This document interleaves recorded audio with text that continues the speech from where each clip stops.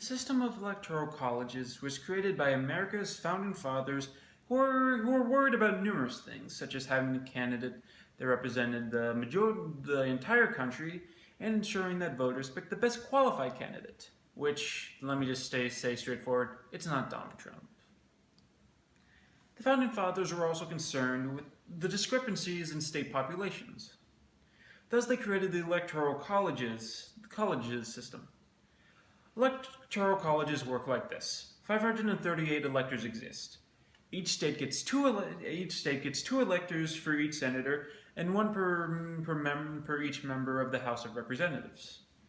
An example of this system is California, who has 55 electors based on their number of senators and representatives. These electors, who are not publicly elected and are usually affiliated with a political party, basically determine which candidate gets the state's votes, gets the votes of a state.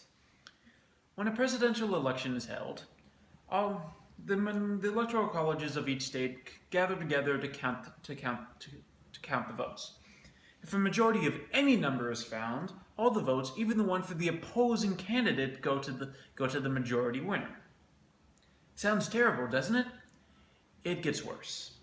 These electors, whose power and influence allows them to decide which candidate gets the votes from a state, can go rogue and vote for the opposing candidate, who did not receive the majority vote. This is not to say electoral colleges are all bad, however. A positive thing about electoral colleges is the fact that they favor the main two political parties. A lot of people, myself included, believe that this approach provides America with political stability.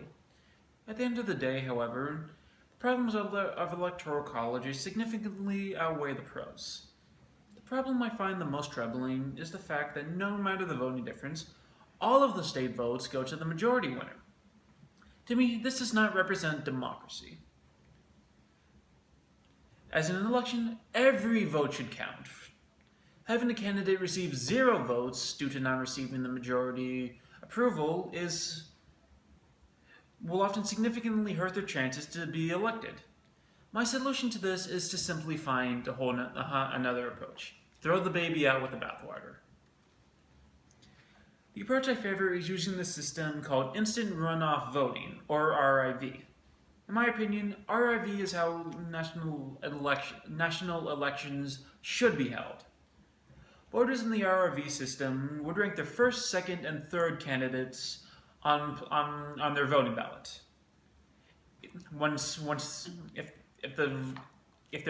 no national majority is determined, the candidate who receives the least amount of votes is eliminated, and the votes are recounted.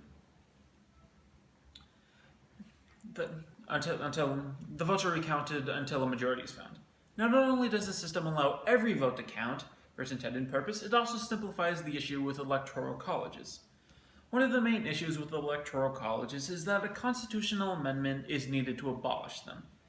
Using the RIV system does not require an amendment. By using the RIV system, every vote will count and the majority candidate will actually be the majority candidate.